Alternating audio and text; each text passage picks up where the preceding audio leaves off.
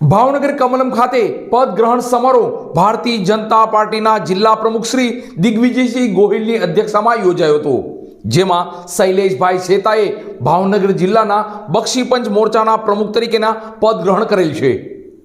ભાવનગર જિલ્લા ભારતીય જનતા પાર્ટીના કાર્યાલય ભાવનગર કમલમ ખાતે એક અદ્ભુત ઉર્જાનો અહેસાસ થયો.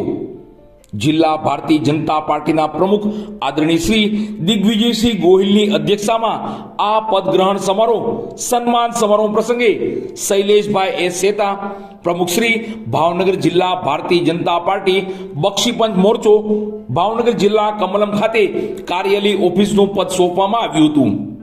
તે પૂર્વે પ્રદેશ ભારતીય જનતા પાર્ટીના ઉપાધ્યક્ષ શ્રી મહેન્દ્રસિંહજી સરવિયા, પૂર્વ પ્રદેશ મંત્રી શ્રી રઘુભાઈ હુંબલ, પૂર્વ મંત્રી અને પૂર્વ જિલ્લા અધ્યક્ષ શ્રી આરસી મકવાણા, પૂર્વ ધારાસભ્ય Shri Keshubhai Nakrani, Bhavnagar district bank chairman Shri Rasikbhai Bhingradiya, પૂર્વ મહામંત્રી શ્રી ભરતભાઈ મેર, ભાવનગર જિલ્લા પંચાયત ઉપપ્રમુખ શ્રી વિક્રમભાઈ ડાભી, જિલ્લા મહામંત્રીશ્રીઓ શ્રી ગોપાલભાઈ વાઘેલા, શ્રી ગેમાભાઈ ડાંગર અને શ્રી વી ડી સોરઠિયા, મંડળ તેમજ શક્તિ કેન્દ્ર અને બૂથ સુધીના સૌ હોદ્દેદારશ્રીઓ તેમજ ચૂંટાયેલા જનપ્રતિનિધિઓ ઉપસ્થિતિમાં જિલ્લા સંગઠનના નવનિયુક્ત હોદ્દેદારશ્રીઓનો સન્માન સમારોહ યોજાયો હતો.